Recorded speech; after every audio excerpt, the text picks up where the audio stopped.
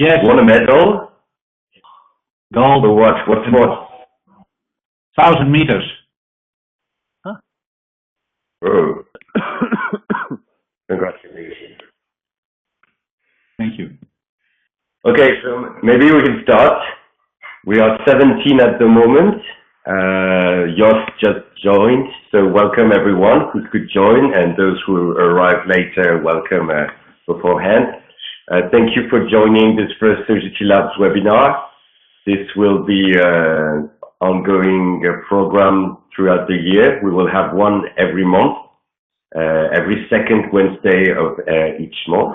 So I will send you the invitation for at least the next 6 months, so that you have it in your agenda and you can save the date.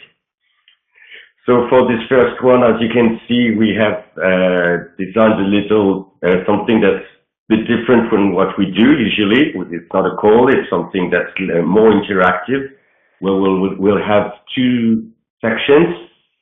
The first one will be about general content. So at each webinar, we will present a new topic with one SogetiLabs fellow or member that will be responsible for giving a little speech presentation.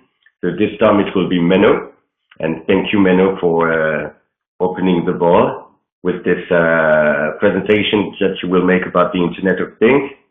And Eric van der Meulen, that you can see, will take over and talk about SogetiLabs content and what we've started during the last workshop about innovation. And we will focus more specifically on this very great tool that we discovered in Gouvieux in December, which is the wheel of reasoning.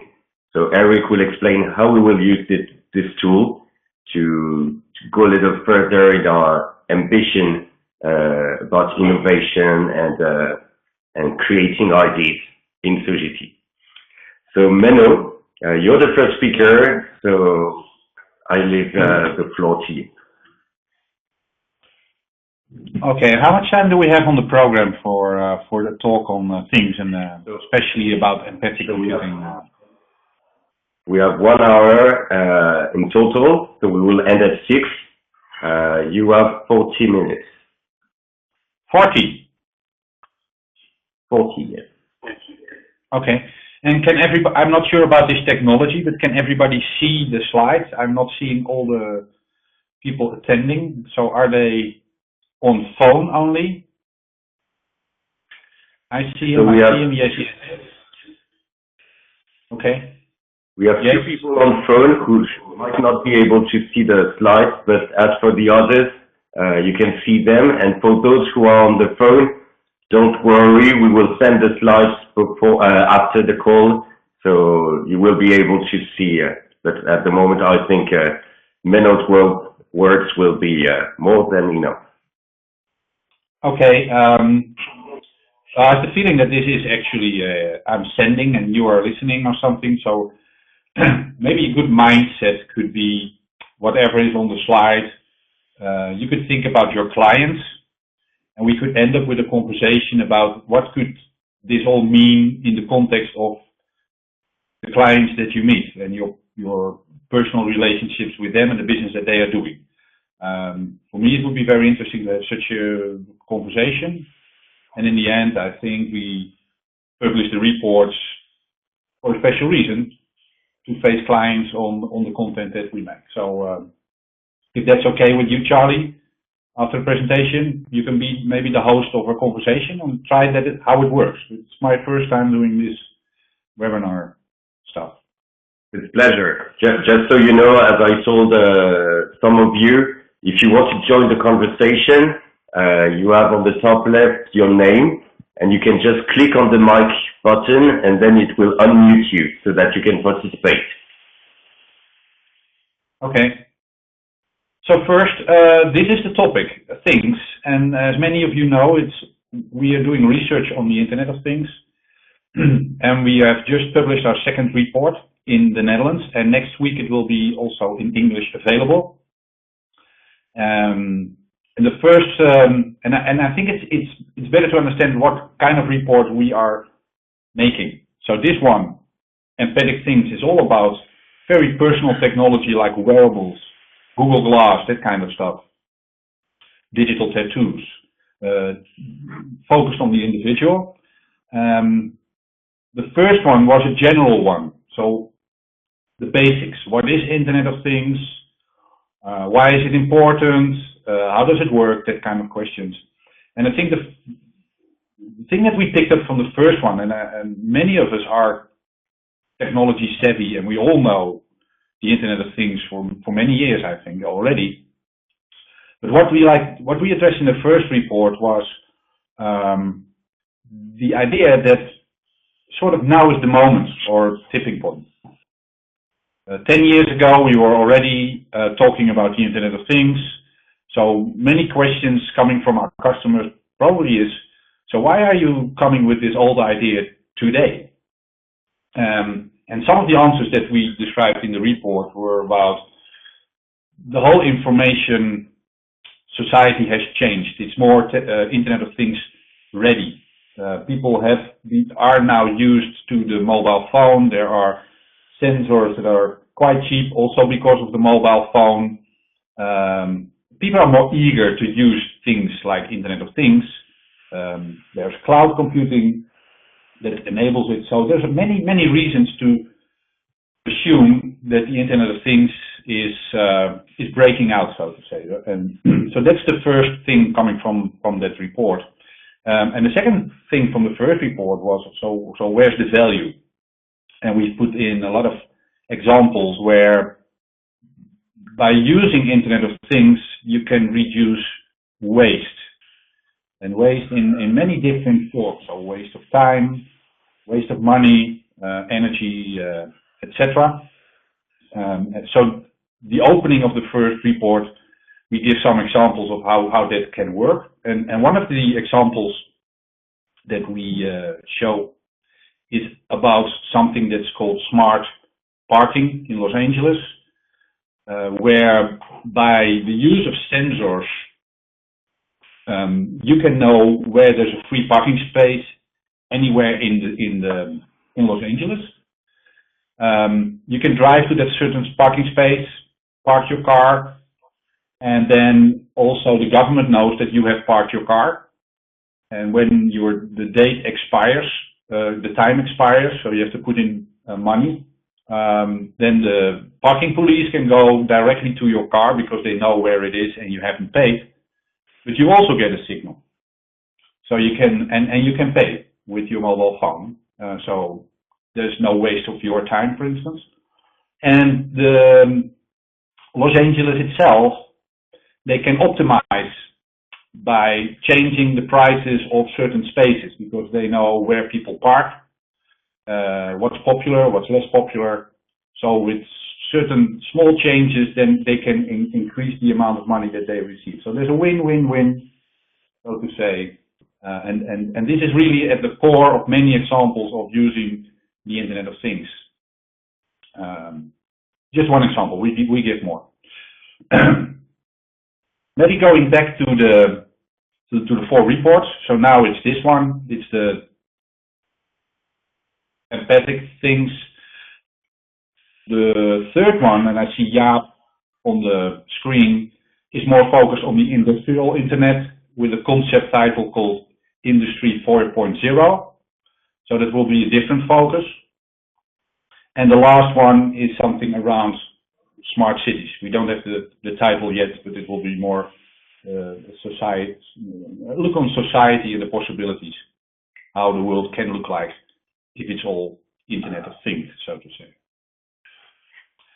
The idea of my presentation is just to try to tell you something about this special, empathic, personal taste, flavor of the Internet of Things. And this is, I think, one of the most important slides and the most important pictures that's in the report that describes this evolution of IT, where today, and you see 2020 somewhere on the slide, information technology is focused around, for instance, brain activity or emotion, gestures, context, sentiment, And when you go back to the 1970s, 60s, it's salary, price, or the product. So here you see the evolution and the change in the possibilities of information technology, which sort of makes obvious what direction we are going. So that's something also very important in our stories, that we say it's not a complete revolution that we are talking about, but it's an evolution of IT, and Internet of Things is part of it, and the special taste is that it becomes more personal, and there's other data and systems involved. So this is in the opening story also of the report. So empathic things, there's a lot of text blur here on this slide. You can find it in the report. Some essentials. It's context aware. You know something about me, maybe where I am or how I feel or my heart rate or whatever. So there's a new context. Most of the time it's real time. It creates the possibility of providing intelligent assistance and support, because the context that I'm in this certain shop or store, enables the possibility to give more intelligent answers than just a general one. And it's all about thought, affect, intentions of our goals and our activities. The systems are knowing something about our intentions or goals or emotions, and can anticipate on that. And that's basically the core of empathic, and meaning that normally when there's an IT system, you have to do something, push a button to activate it. And the whole idea about empathic computing is it's anticipatory. So without explicitly asking stuff or doing stuff, it reacts like sort of magic sometimes.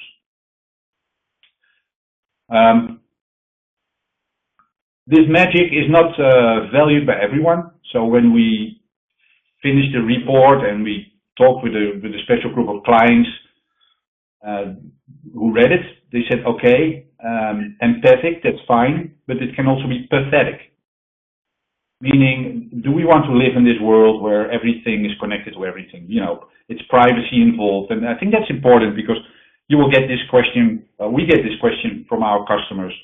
So there's always a positive side and a flip side. And you can imagine, so this product here that you see on this slide really exists. I think it's very cool technology, but some people say it's a little bit scary because it can track you. And this is a garbage bin that tracks the MAC address of any device. And if you walk through London, this is in London, every day, then it will recognize you, and it can give you different messages. There's a little screen, you can't see it very clearly on the slide, or with advertising. And based on the fact that it's you, they can change the advertising. Well, this is something the marketeers really want. Connected garbage bin. But it's also could be pathetic, if you know what I mean.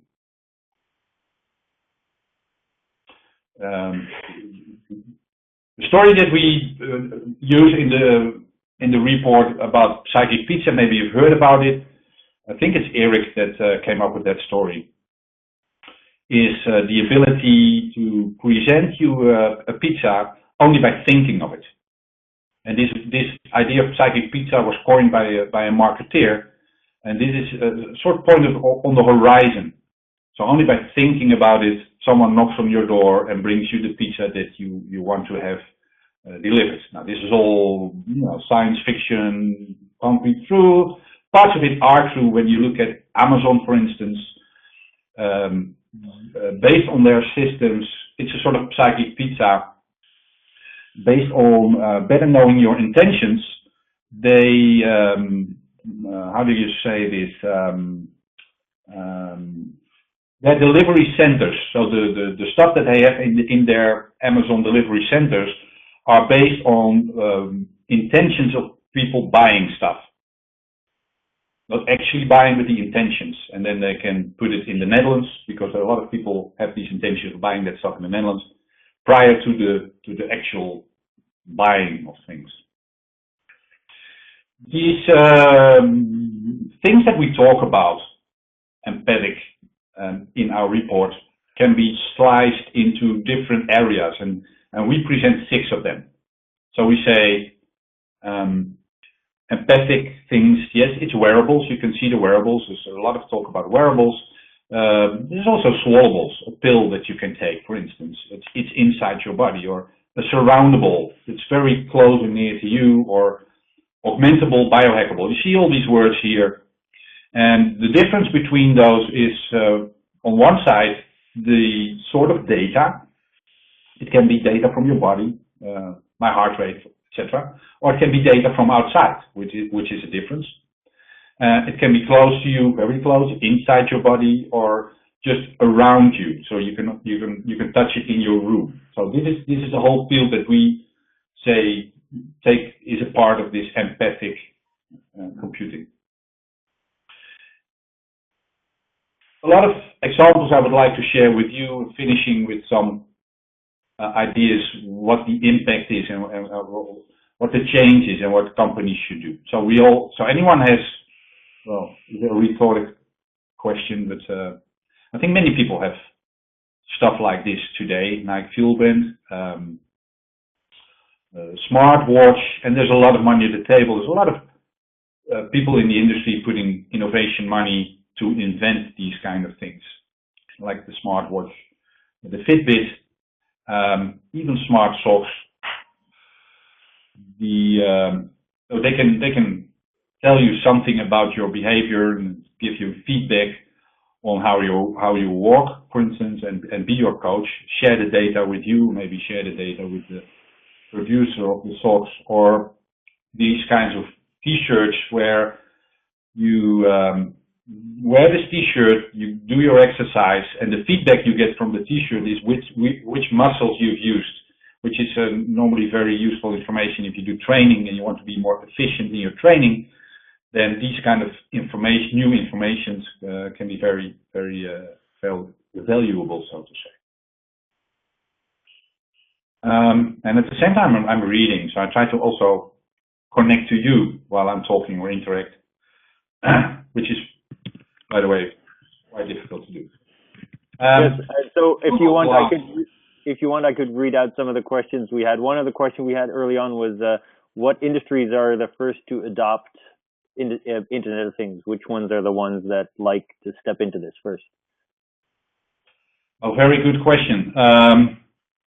I think industries that are dealing with securities issue are very much interested. So, like for instance in the Netherlands, ProRail or the Dutch Rail are looking at the stuff making life more secure, and they're looking at these devices. There's a bus company in the Netherlands that's now using new devices in the trucks that are taking people to Spain, for instance, that can recognize whether or not you're tired. So if you do like your face is, your emotion is expressing that you're getting tired, then a signal will go to your chair so you wake up. And also another signal will go to the guy who is sleeping at the back, because there are also always 2 drivers when you go to the sun. So I think this is a very important one. Then the industry itself, of course, try to make money, the IT industry, Apple, etc. Wearables like clothing is one, and you talk about Nike and others. Healthcare, of course. Energy also, if you count in the surroundables, so the stuff, the Google Nest kind of technology. So is it giving you some feedback, Eric, or? Yeah, I think it was a question asked by, let me scroll back relatively quickly. I don't know who asked that. Sunil asked it, so okay. Probably merely to prompt you about something. So that's interesting. Other discussions are about 3D printing of pizza. That's already here. And of course, Darren Baker, our own gadget guru, has a connected fridge with internet connected screens. and a washer and a dryer that are also internet connected. So maybe for the discussion in a minute, Darren can tell us how his life has improved based on these wonderful new gadgets that he has. So, but back to you, Menno. Okay, and another one is it's a secret project that the Dutch Post is working on and has asked us to do a feasibility study. It's Google Glass related. So they see a possible use of these kind of technologies in everyday life of the guys who put the post in your, bring the post at your home. So I think many industries, basically. Google Glass here, I think a big one, of course, it's the year of Google Glass, or will be the year of Google Glass. Many questions. I do have a little video, and maybe also because of the sake of experimentation, I would like to share this video because there are many questions what the impact could be of Google Glass, and this is just one of them. In testing, I was able to do it, so let's see whether it works again.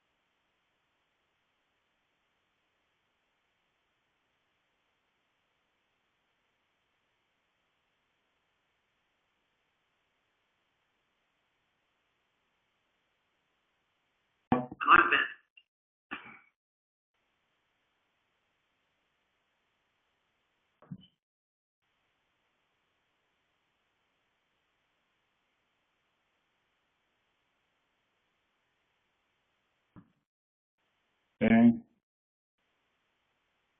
Now I try to go back to the slides. So there it is already. So maybe this is it. Maybe it will only be a gadget using for people to sport and run against zombies, which is actually a game you can win from a celebrity or a zombie, and it's augmented reality. That was the first, I think, one of the first ideas around Google Glass. This is what we call a surroundable. It's Nissan Nismo, which I think is really cool because it connects your personal data with your car. So your body temperature, your heart rate connected to the data of your car, saying how fast you're driving, for instance, can give new insights. And I think this is a whole new field because now that we are gathering the data of bodily functions, maybe tension, heart rate, what does it mean if you connect those data with your actual life driving a car? Or maybe something called the quantified employee. So how about connecting bodily data with a meeting that you had, or looking back at the week of spending at the office and looking at your personal data. Maybe it gives you new insights and it can change the behavior of individuals. Nissan Nismo. Wearable tattoos, we describe this. Wearable tattoos can measure a lot of stuff, especially also in the field of healthcare. Because if you have, if you're able to detect, how do you call this, markers for diabetics, for instance. Now, you've probably heard the story about Google working on contact lenses that have markers on diabetics. If you don't want to wear lenses, this could be an alternative. Wearable tattoos, real-time information about you and your energy level, for instance. Password pill is it's a big joke for many people. They will say, I will never use this password pill. It's actually exists. Motorola has been working on it. You take the pill and it sends out signals containing all your passwords, so you don't have to remember them. You only have to remember to take the pill, of course. But I think the really interesting thing about this pill, it's all about identity, and identity is, of course, as we all know, a very important driver in the whole IT industry. So if we find a solution, either it be a pill, maybe other ways to be 100% sure that this is Menno van Doorn, then I think the financial industry, for instance, would be very enthusiastic about this technology. Yes, it exists, the smellophone, so we will see many more funny examples. And by the way, that's also what we do in our report. So we also describe some of the failures that we have seen in history. And what we add on that is we will see more failures in the future. And then, of course, the important question is which of the things that will fail and which will be very successful. Now, we don't have the answer, but we have some clues, and that we also present in the report.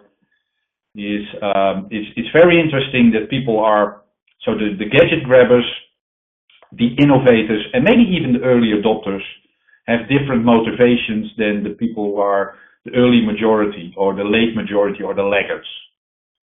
Now, most of the time, you can only get success from technology if the motivations of the second group, so the early majority, late majority, is addressed, which is not, by the way, technology itself.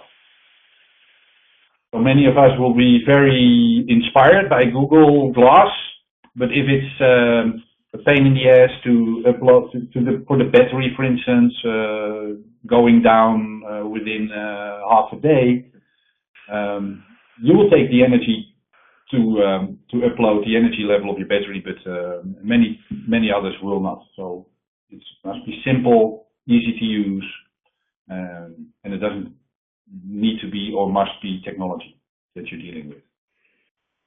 I think one of the intriguing business examples is Disney. Now, I see there are some of the US colleagues here, maybe Eric or someone else. Oh, you've got it. Eric, can you tell me how it works? This is a Disney thing. It's basically the digital representation of yourself whenever you're in a Disney-controlled area. So in a hotel, it's your hotel room key. If you want to eat something, you can charge it to this. If you have a special pass that gets you to the front of the line, this pass will be it. And they, with RFID, track where you are, when you are in the store, when you are standing in front of something, how long you've stood in line, how long you've spent in the park, all sorts of things. You can take a subscription that if you wear this, automatically you can get all the pictures that are taken of you in the park. So every time you go on a ride or anybody took a picture on the street, they will know it's you because of this little tag, and they know what it is. And it's a lifetime thing. So it has your, if you can see that, it has your name on it. And the goal is that if I ever go back to a Disney area, I will wear it again so they can track me basically for life.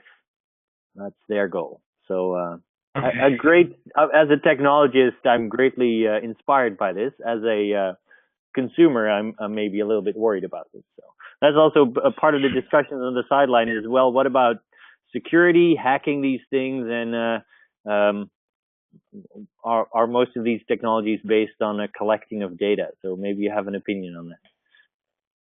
Well, I just had a discussion this afternoon with Bernard Babier, who was just entered SogetiLabs, who was the CTO of the French intelligence, so the French NSA. But going back maybe to this one, when you go to the web, there are a lot of people giving reviews on this technology, and I read them a few days ago. And one of the people was saying, it's great technology, but what I don't understand is now that you recognize me and you know my name, I expect Disney to mention my name and address to me as an individual and as a person instead of just an anonymous person. And I was in line 15 times and no one mentioned my name, and now I'm disappointed. So that's the flip side of privacy. So some people like to be famous, and not everybody is scared about their privacy getting disappeared. I don't have a very strong opinion about security, but obviously security of your personal computer is something else than the security of systems with actuators, where you can go into the system and put it on or off, and something happens, like a bridge going up or down or something, that kind of stuff. It's a totally different field, and it's clearly different kind of risks that you're dealing with. Another example, it's North Pole. It's funny, technology that signals where the North Pole is constantly, and there are now people have used it for several weeks, and when you put it off, then you know for the rest of your life, or at least for a year or so, where the north, the south, the west, and the east is. I think it's a funny example, but it comes from universities that are now aiming at inventing new senses, and they're really serious about it. So using these technologies in not only extension of our senses, but adding a sense, like, I mean, do we know where the north is? I don't. The birds know, but now we have the possibility, with the use of technology, to also learn that kind of thing. Biohackables, sorry, I will click that away. This is more charming. But you have so we have some people at our events that are using this technology under their skin. It's very useful to open the door automatically. And this one is connected to the data of your body. So it's following the heart rate, and it can make, it signals, like it gives light. So if your heart rate goes up, you see LED lights coming up, and I'm not sure what the real use is, but there's a cult group. It's quite small, but they're all connected to each other, quite active, who are experimenting on technology. And the basic motivation is we don't want to wait any longer. Science fiction books have told us that this is possible. It's not going fast enough. That's why we take the lead ourselves. We can do it. Skip that, quantified PET, that kind of stuff. Coming back to some conclusions, maybe.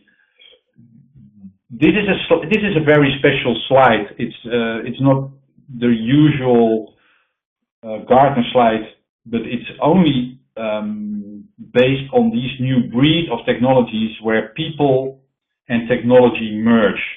So it's all about human augmentation, and normally the hype cycle of Gartner is all kinds of technology, different kind of technologies, but they are, in fact what they're saying is this is becoming so special, and it's becoming so real that we have to put more attention on everything related to technology in, around, and on your body. And there you can find it, the hype cycle of the augmented humanity of Gartner. That's so one thing to say about it. Special. The other thing is you can also say it's not special at all. If we go back to the history of technology, then we see that it has always been an extension of our human capabilities. So on the one hand, it's all special. We think, wow, this is all new. But also the car is an extension of ourselves. It's an extension of our feet. And the text you read here is, and some of you will recognize that coming from Marshall McLuhan, I would say the internet guru before internet existed. That we have addressed is not about computers anymore. It's about living. For businesses, it's important to see that context is now in the game. And context means knowing where I am, what I feel, what I look at, what I see, maybe what my intentions are in the future going, maybe what I'm thinking of. But all this context that's new, and for marketeers and for safety reasons, there's a whole lot of new opportunities.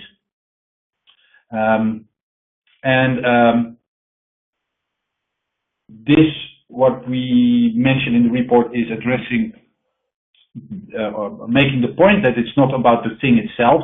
So of course you talk about an Internet of Things thing, it's a Fitbit, you can touch it, but the real value comes from the whole system. And the whole system means the data and the intelligence behind it, and the response that it can give, and anticipate on the data, giving feedback to you. So if you go to past, present, and future, when you have the old systems, it's about synchronization, wait a month and you will have more insights, etc. The present is already know me more, understand what I need. Maybe you can proactively present it to me, like on my laptop. And in the future, it will be real time wherever you are, always there, anticipating a different game. And I think this is the last slide, where we try to bring down everything on stories about the impact. And I think many of our clients define IT in a way that it's the database and the records that they have, and where Internet of Things, and especially embedded computing, is talking about is the possibility to engage people. Then you can say, okay, basically there are only two IT systems: systems of record, ERP, CRM, traditional, etc., and system of engagement, being real time, context related, more personal, and of course the real value will be coming from the combination of the two. If our customers are able to connect to their customers through this technology and engage them, but also linking them to the old systems, then they are really able to create a lot more value. Now that's easier said than done, but for us, when we talk about it, we say, okay, you really should focus on this new kind of systems of engagement. Yes, I see. Yeah, sorry. Yeah. Engagement. Oh. Thank you, Menno. Okay. Oh, there's a lot more. There's a lot more to tell and to discuss. Maybe a funny story to end, if it's okay. We discussed the title of the report and said, okay, it should be empathic and not intimate objects, because intimate objects, you know, could be something else, and you don't want to end up in that kind of discussion. So the report was out, and I got a phone call from the national radio station and asked me to come to the radio station to discuss this. And I got 15 minutes to talk about empathic computing. And I was very happy, and I was finished. I wanted to leave the radio station. They said, wait, because we have an entrepreneur with an empathic thing product. And then he put it on the table. And it was indeed an Internet of Things connection. It's one for women and one for men. And I'm not going to explain exactly what it is. It's a pretty dirty story. But it's sort of global reach, local touch, if you understand what I mean. If you go every day, if you spend a lot of time in hotels and you still want to have other kind of relationship with your partner, then you can bring the male version. And okay, just funny thing that happened to me. And my lesson is, it doesn't matter if you want to avoid it in the title, it will come back to you sooner than you think it will. Hero. Thank you, Menno. Hero. Is that the name of the company? The product? Yeah. But this is how you write it. Okay. Yes, I was very intrigued by how you got your story kind of hijacked by that little item, because then suddenly everybody was only talking about that little item and no longer about a report. So I love how now you do it to yourself. So people will forget all about your presentation and only remember this last 2 seconds of your talk. So I love that. That's, media training for you. Yeah, it's brilliant media training. Yeah. I know. I could have started with it and then ruined everything. Now I only ruined it afterwards. So yeah, I liked it. So how do you at least we see it's real. We're kind of running low on time, but any other interactions needed? Are there any questions at this point by people who have been hiding out? There's one idea. Jos Punter wants to give everybody one in Sogeti so that we can track exactly where people are, where the salespeople walk inside customer buildings, so that we can then tell them to go sell at every floor in every office. The perfect idea for some people, perhaps. And then I think most of the questions you've actually answered or discussed during your talk. So I think you're up to speed. Okay. Cool. I agree. How about I take it over from here? Do my little presentation. Is that a good idea? Yeah. Go ahead, Eric. There we go.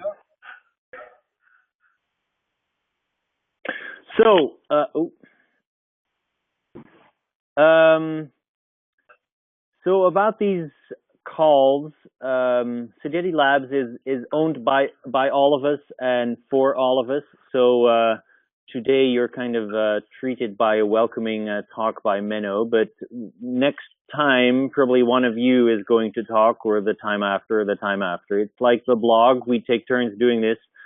And it's a way to spread your thought leadership, to spread your knowledge and what you are doing to other people in labs, so that they can then spread it throughout the rest of Sogeti. But it's also a way for you to practice a story. So if you have developed a new story or something that you want to get feedback on, you can use this medium to present it to your peers and basically get feedback if the content is good, if the way you present it is good, if the slides are good, things like that. So I would suggest we can give Menno feedback on this. You've now heard the story. You can say, well, I like that. I didn't like that. I had that was lots of energy, things like that. So that we can all help each other become better at doing this. Now, Menno is a very accomplished speaker, so he will probably kindly ignore all your feedback, so make sure you phrase it very delicately, Menno. So prepare, start thinking about this. If you have themes that you could talk about, or topics that would be relevant for the rest of the labs, we will start approaching people, maybe not for next month, but probably for the month after. Just to get everybody involved. So I think a great podium for you to get some visibility and get some feedback from peers. Now, the only thing I want to talk about briefly is what we used to call Technology Outlook 2014. I've decided to rebrand it to Business Technology Outlook 2014. Which is something that we did last year, and then we had a fairly technical-oriented publication. And this year we already talked about this in our December meeting. I think most of the people on the call were there. A couple of people were not. So I will briefly run through this to tell you what we will be doing. The goal of this exercise is to get a publication for our clients where we basically showcase what we can do, that we have great insight into what's happening in our industry, what our customers can do, and hopefully inspiring them to innovate. So we hope to spot the trends and spot the developments that are interesting for our customers. that publication is the centerpiece of this. We want to have something published, and it's probably going to be a digital form, and we will also go to print with that. So it's a real publication that will have a physical presence that you can hold in your hand and give to people. The second goal, which is also important for us as a company, I got cramp in my leg. Hang on. The second theme is to stimulate an internal discussion. So we want this technology outlook to also stimulate the discussion inside Sogeti basically about our industry, so that we have a better understanding of what's going on and a present knowledge of what developments we are going through, what are the trends.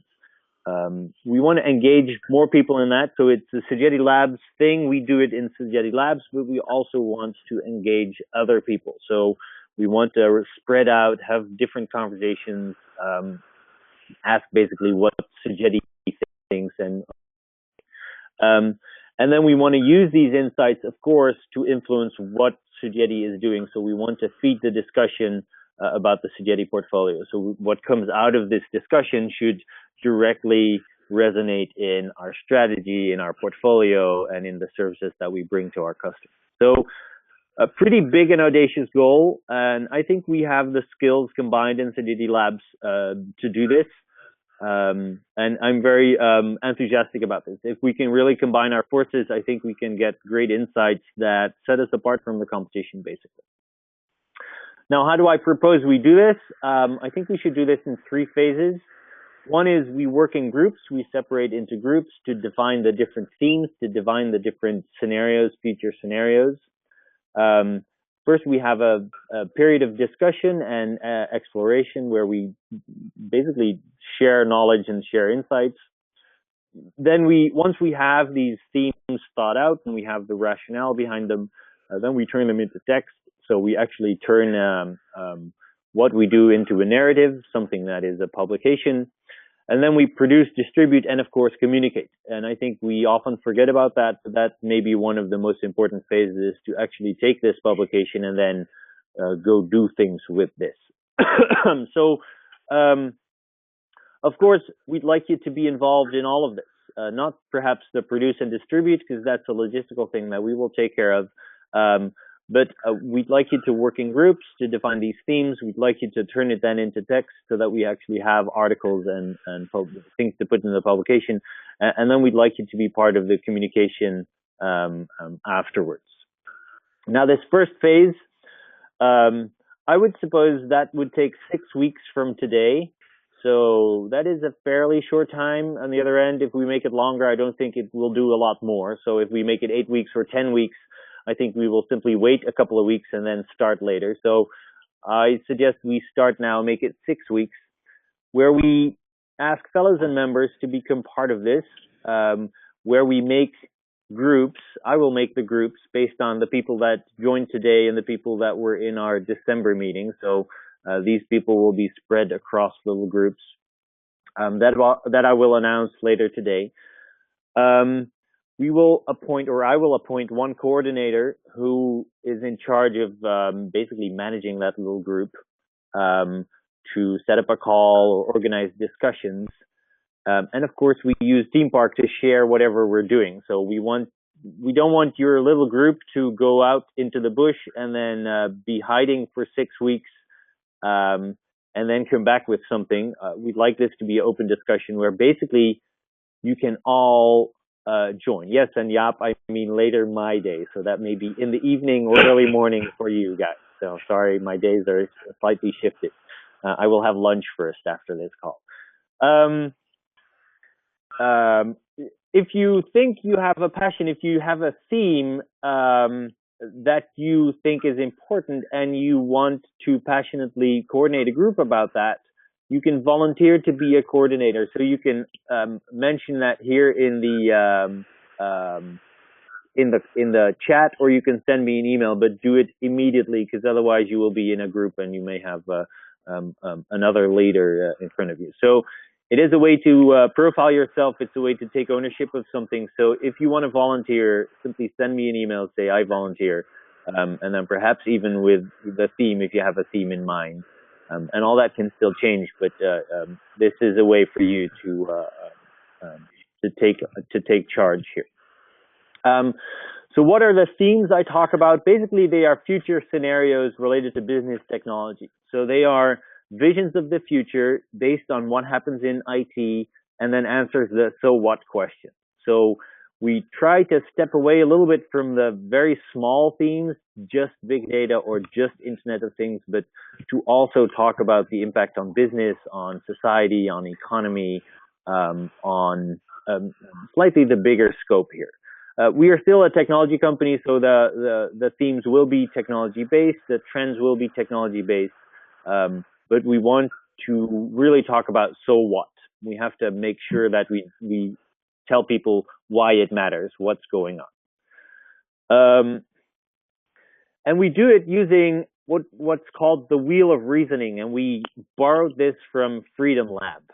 And I realize we are running somewhat short on time, so I may not be able to give a full explanation for this. But let me run through a quick explanation. And then for each individual group, I will volunteer to join you in a call or help you discuss online if it's not entirely clear. But it is fairly simple. So since we're all very smart and bright people, I expect you to understand this with only minimum of instruction.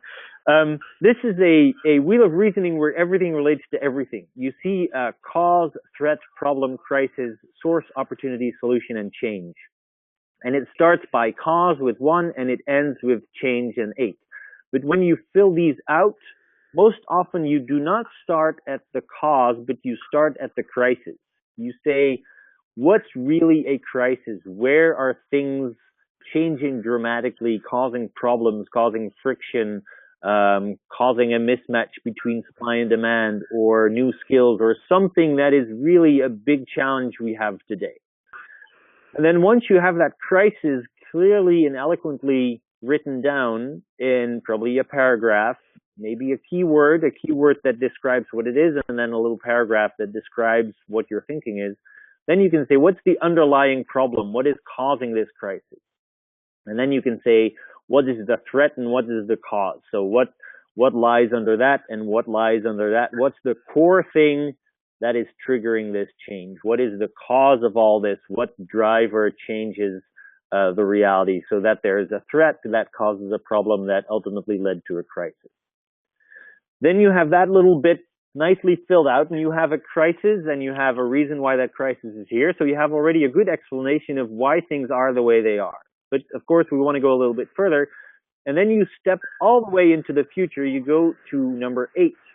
You say, imagine the future, and you try to basically describe what the future would look like if that crisis was solved. If everything was good and we have passed that, what would the world look like? And here you have to be very creative and think about what you know about the future or know about the present and how we came to be. And then describe that change and say, in this new reality, this is what the world looks like. And then again, hey, Clemens, thank you for dialing in.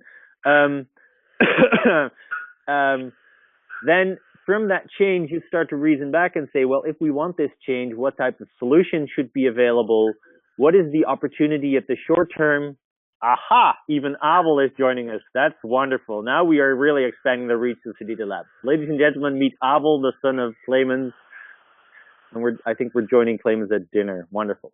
Anyway, from the change, you go back to the solution. You say, what is the solution we need to enable this change? And what is the opportunity in the short term? What thing could we solve in the short term with that solution?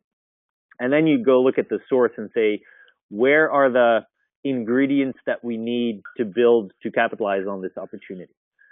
So it's tying all these things together. It's asking a lot of questions. Why? What is happening? How did this happen? How can we do this? Why is this going on? Who will be impacted?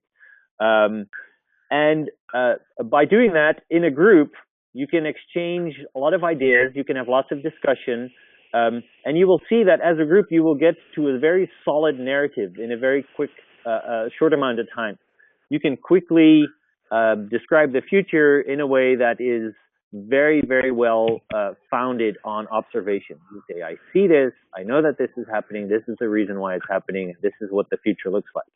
And that's one of the future scenarios. So your group would do this. They would make one of these. They would write one out. They would have discussion about this. They would have back and forth. And of course, you would give it a name. You would give it a title, probably something optimistic and future oriented.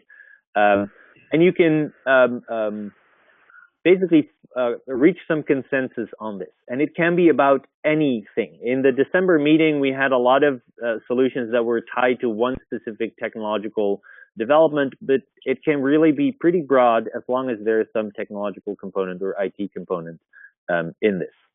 And as Charlie mentions here, yes, the people that were in the December meeting got lots of energy from this. So I expect this to also be great fun to do in the groups. So this is a brief run through. We're already out of time. So my offer stands. I will make myself available to the groups to do more in-depth discussions about this and perhaps take part in your discussions when you start making this. Then the second phase, you were almost there. This is a much shorter phase where you actually take everything you discussed and written down during the first phases and you write it into a story that is probably 3 pages long. So it's not going to be a big book.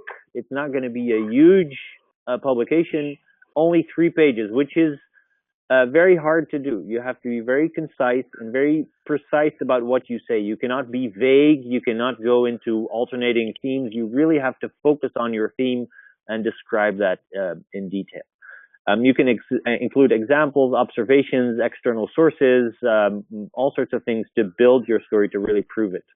Again, post this on Team Park. Make sure that everybody can contribute. If you post something and somebody else, an expert, they should be able to comment on you and share their opinion on this. And then the third phase, we go into language editing, layout. We provide a little bit of introduction around it, make it look good, provide a cover, all sorts of more logistical things.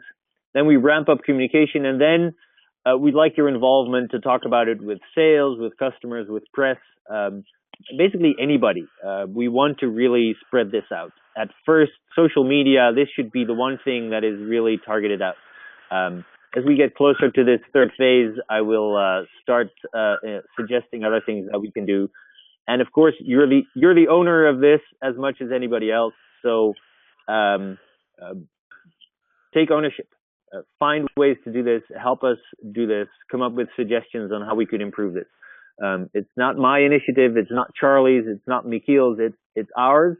So we can make it what we want it to be. And if you have ideas or suggestions, throw them into the group or take ownership of that.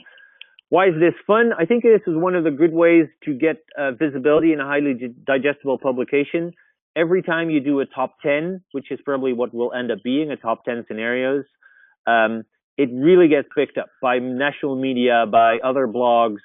It starts to get a life of its own. Our sales force loves these publications, so it's a great way for you to get your name in front of people that matter. And it is a great podium to basically show that you have some vision.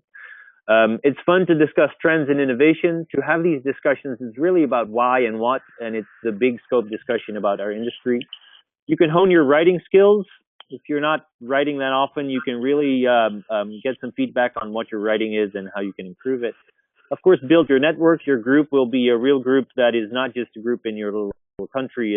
It's across the globe, so a great way to get to know other people in labs. And you basically get to imagine the future, where you can think of what the future should look like if you had your way. So I think a project that can give you lots of energy and provide you some distraction from the daily grind, so to speak. Frequently asked questions, or rather questions I could imagine you could ask. One thing Jos already mentioned, yes, there are photos from the session in December. We will upload those onto Team Park so that we can get a head start. I will basically try to form the groups around the people that were also the groups in Gouvieux. so that we have a little bit of a head start. But I do want to start afresh a little bit because we had a lot of similar themed wheels in Gouvieux. So I'll probably combine 2 or 3 of them into one. So it's not going to be exactly the same, but we'll definitely use what we did there. Questions you could ask: what about overlap between themes? You go out in your group, you come up with a theme, you get enthusiastic, and then you find out that somebody else found exactly the same theme. Well, okay, there's only one way to prevent that. You have to claim your theme. So you have to go onto TeamPark and say, we will write about this. And then you basically own it, since somebody else who wants to define their theme, they will have to take into account that they can't write about exactly the same that you wrote. I expect this to be organic, so if there's real conflicts, we'll find a way to solve it, but there should really be an issue. We have a broad set of expertise in our group. So can we involve customers? Yes, we can. I would suggest we talk to lots of people. We ask lots of people about what they think the crisis is, what they think the future should look like, and what they think the opportunities are, things like that. Other content we can put in the publication. Here we are really, but we could imagine doing interviews. If you have an interesting client that has something to talk about related to your theme, we can interview them. We can have them interviewed, so you don't even have to do that yourself, and turn that into a nice little interview that we can put into the publication. Customers usually like that. We can do case studies. You can do a short sideline if you talk about a technology theme that is not well known. You can do a little side box where you do a 101 explanation of what that is. You can make graphics, infographics. You have all the freedom in the world to make this fun. I had an idea. I'm not sure. I know Charlie is pressed for time. I'll wrap up really briefly. Could we make this a contest? So we will have groups all doing their own theme. We will have this discussion on TeamPark, but should we find a prize and then award it to the team that created the best narrative? So we give these people something fun, just to make it a contest. Okay, Menno wants to open the conversation with no. So okay, that's a good start. Okay, so maybe we should not make it into a contest. Anyway, it was a question. I have to admit, a last second idea. So maybe it's not a good idea. What happens next? You will receive an email with the groups. That will happen today. That will also include the people that were not in this call and were not in the meeting in December. So you will have to do some sort of on-ramping. The coordinator of these groups has to set up a call or online discussion or find out how they want to do this. I expect it to be a call and then some emails back and forth. But it's up to the coordinator to do that. I would suggest that within 1 week, so next week, Wednesday, each group should have selected at least a basic start of what the areas they want to dive into. And then you would start to reason through and fill out the wheel for your theme, and then start iterations every week after. I would start to share as much as you can, start adding text, background, rationale. Don't stay at the high level, really get to the details of this. So that we get fun and nice scenarios for the future. So that's what happens going forward. Any questions right now? So 6 weeks plus what, Sunil? Yeah, so 6 weeks is for the initial phase. Then we have 3 weeks for the writing phase. And then we probably have another 2 or 3 weeks for the final logistics. So that would mean that 10 to 12 weeks from now, we will have the final product finished. Anything we can accelerate, we could accelerate, but I think this is a realistic thing. So we would be close to May timeframe. May timeframe is a very nice time to publish it. Other questions? Yeah, it's always good to first say that we are out of time and then say if there are any questions. So I'll open a forum on TeamPark where we can have this discussion more. Joss's question, could the Kickstarter idea be a theme? I don't think so, because these themes that I talk about are really things that happen in the market. So these are things that are happening in the real world and they are not about ideas of how Sogeti should work. They are really ideas of how the future should be, and what the world is like. So, but rest assured, the Kickstarter idea is still alive, and we're still finding working on an idea on a way to push that, and that's actually going to be the theme of next month's call. So everybody who joined today, I hope you will join next month, and then I hope to see you on Team Park later today to continue the discussion there. Charlie, anything back from you? No, thank you, Josh, for the transition. So we'll see you all, I hope, in 1 month and more of you. So thank you all for joining. Thank you, Eric and Menno, for presenting your very interesting topics. And we'll keep you posted on the latest updates. And I will send you all the presentations and the link to this webinar where you can see all that we saw, so that everyone can participate. So thank you all for joining, and we'll keep on talking, right? Bye-bye. Bye, everyone.